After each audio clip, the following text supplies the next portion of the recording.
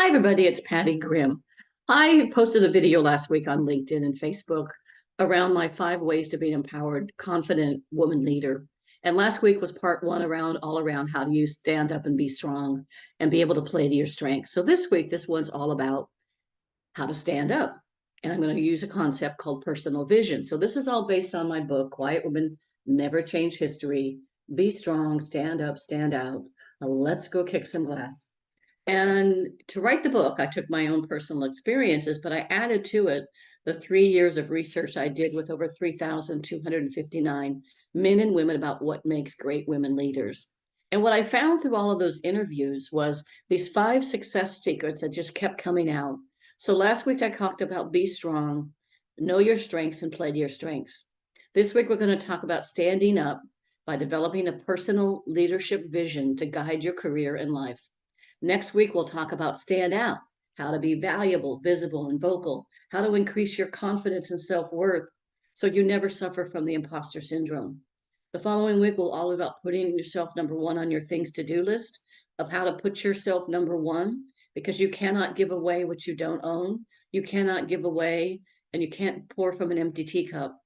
And the last session will be all about paying it forward and how we can lead the world a better place for all women and girls.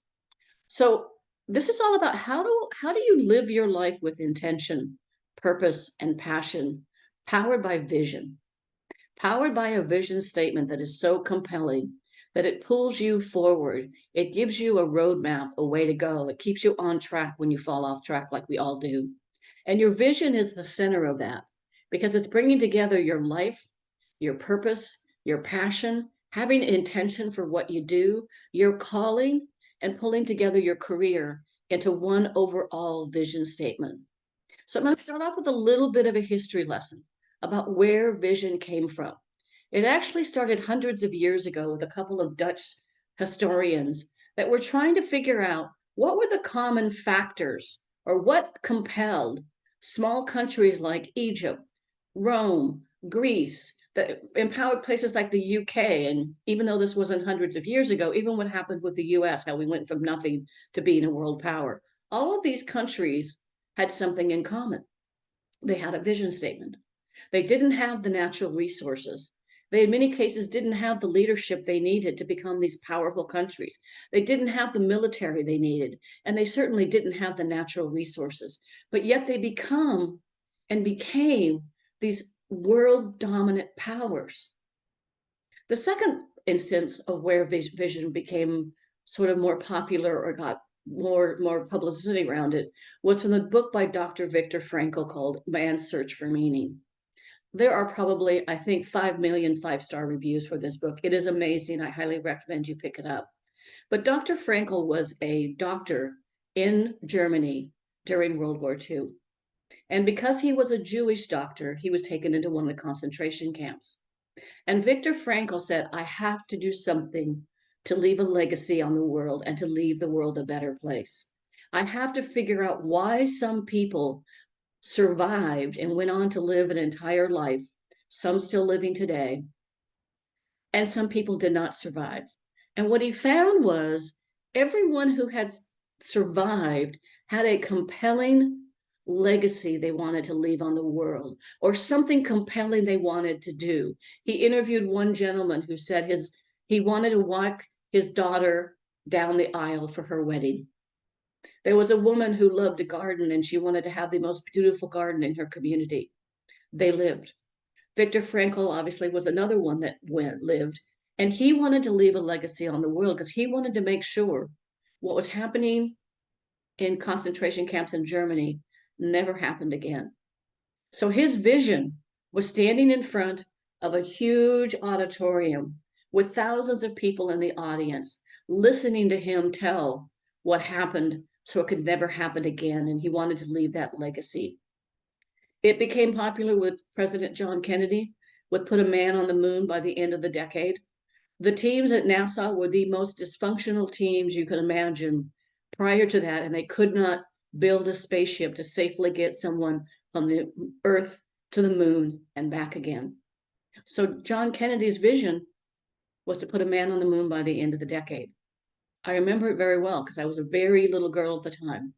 But I remember sitting at home on our little teeny black and white TV and watching the astronauts from the moon get back into the space shuttle and safely make it back to the end, back to the Earth. And that was 6 months before the end of the decade. Jean-Claude Killy made it very popular in sports. He's one of a million athletes that talk about their vision. They had a vision of winning the gold medal. For Jean-Claude Killy, he was a French Alp skier. He was a slalom skier, the guys that sit at the top of the mountain are women and ski down between all those little teeny gates and poles. And so before Jean-Claude Killy would even put his skis in the snow, he was sitting on the bench before the bell went off, and he closed his eyes and he was going back and forth and back and forth, and then he'd raise his arms in victory. When a sports writer asked him, "What were you doing?" he said, "I envisioned winning the gold medal, and I did." Steve Jobs had a vision to change the way the world worked. At the time, there were no personal computers. There were no cell phones. There was no internet, obviously, but there was a computer was this huge thing that sat in a big company in a special room that had to be a certain temperature so they didn't overheat. But yet his vision was to change the way the world worked, and he did. Even those companies were much larger than his. They were a little bitty company in a garage. Bill Gates had a vision to empower people to be the best they could be and have a computer on every home and every desk.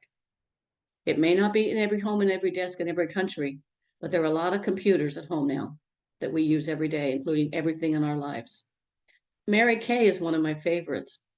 She had a vision to empower every woman to believe she was beautiful and to provide a way for women to make money, be able to sustain themselves, and never have to rely on a man.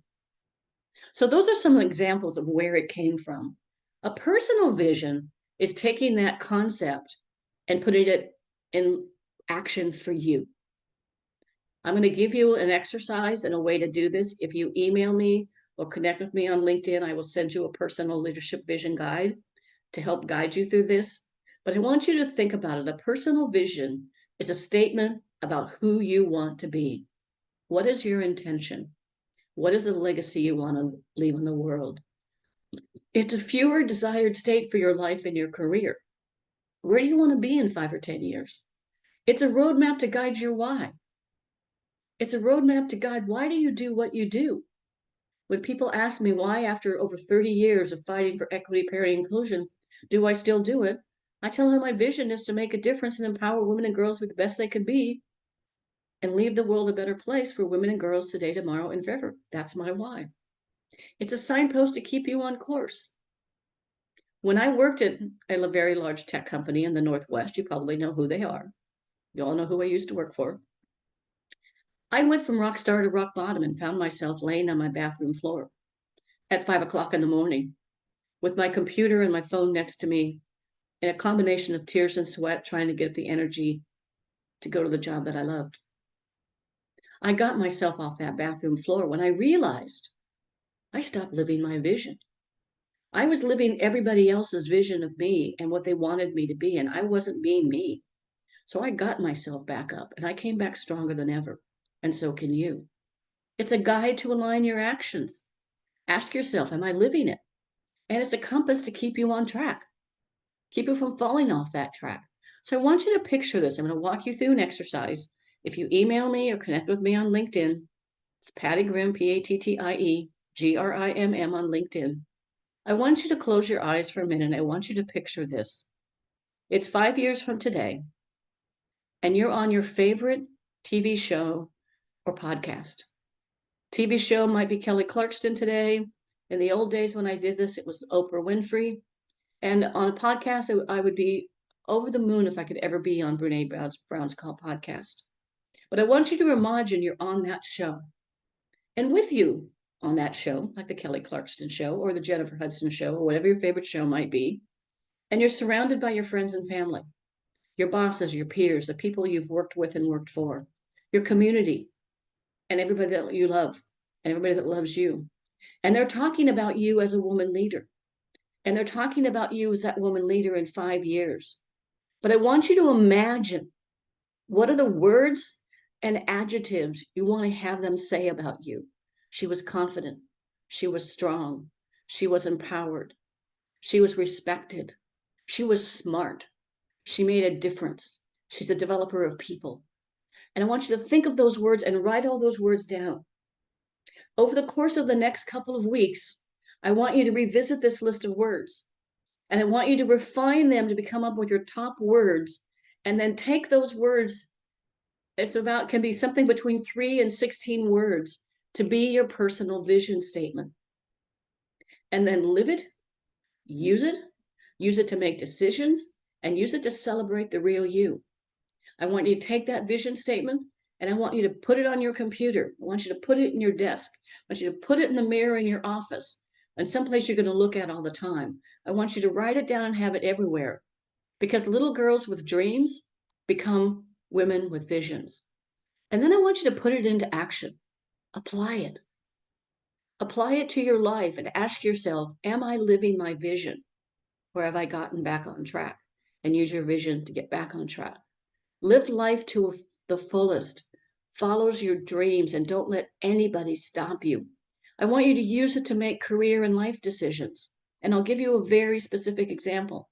I've been at Microsoft about 10 years, always in international roles, doing a great job, loving what I'm doing, traveling the world. We sent our son off to college and I said to my husband, how about we take an international assignment someplace? He says, cool, let's go for it. Our friends thought we were crazy, but we did it. And I had 2 career opportunities. I was lucky. One was to live in Germany and work in the European division, running a business excellence team across all of Europe. The second job was living in Singapore, working for our Asia Pacific region, running a customer partner experience team across all of Asia. Same pay, same title, both had great managers, both had great teams. Remember, my vision is to make a difference, right? I chose Asia. I chose Singapore because it aligned to my vision of making a difference. So in Europe, there were 1,000 people on the headquarters team. So I would be one of 1,000 people trying to make a difference for all those countries who needed help or wanted some support or wanted some coaching. So I would be this little bitty fish in this really big pond. In Singapore, there were 160 people on that corporate staff, helping 26 very diverse countries with 7 or 8 time zones, multiple languages, incredibly diverse environment, ranging anything from Australia or India or Japan that have 1,000 people down to Cebu, Philippines that had 2. In Asia, I would be a big pond, a big fish in a little pond. So I want you to use it to make career and life decisions. The clients I work with, the women that I coach, it's based on, do I think I can make a difference? And then you'll need to adjust from time to time and use it to get you back on track and revisit whenever you need it. So there's a great quote that says, vision without action is merely a dream. Action without vision just passes the time. Action with vision can change the world. And I am, and so can you, and you can change your world. My mission, again, is to make a difference and empower women and girls the best they can be in any and ever they choose, and to leave the world a better place. I do lots of workshops and webinars for women and also for young girls to help them be their best and be those strong, confident women leaders that we need. On the business side, I empower mid-career women to go from burnout to breakthrough, from burnout to breakthrough, from stagnation to success, from 2 programs that I offer. One is an Accelerate Her individual coaching and mentoring program that I offer to women of all ages. The second one is an Leader Her, with capital HER, which is a program I offer that's a series of leadership workshops that can be done for a group of 10 to a group of 50 people in a company, an organization, or in a women's association. With that, I thank you. I look forward to seeing you next week. You can reach me at LinkedIn with Patty Grimm, PATTIEGRIMM, if I can help you in any way. My business email is pgrimm, GRIMM, advantageconsulting@outlook.com. And you can always find me on my Facebook or my LinkedIn pages. I want to thank you for being here. I want to thank you for being an incredible woman that you are. And I want to wish you the best of luck. And let's go kick some glass.